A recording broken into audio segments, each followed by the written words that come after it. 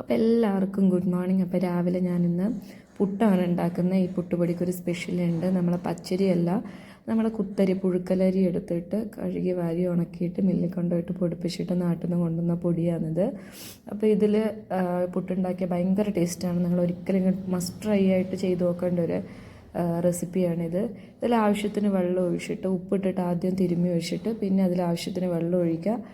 വെള്ളം ഒഴിച്ചിട്ട് നന്നായിട്ട് കുതിരുന്ന അത്രയും വരെ വെള്ളം ഒഴിക്കുക. വെള്ളം ഒഴിച്ചിട്ട് നമുക്കത് കുറച്ച് നേരം റെസ്റ്റ് ചെയ്യാൻ വെക്കാം. അതിൻ്റെ കൂടെ കുറച്ച് തേങ്ങയും കൂടെ എടുത്ത് ഇടാം.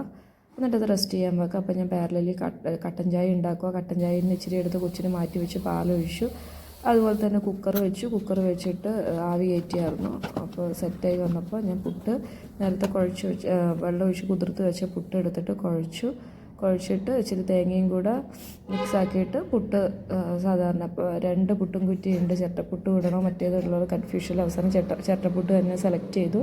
പുട്ടിന്നൊക്കെ നന്നായിട്ട് ആവി വന്നു.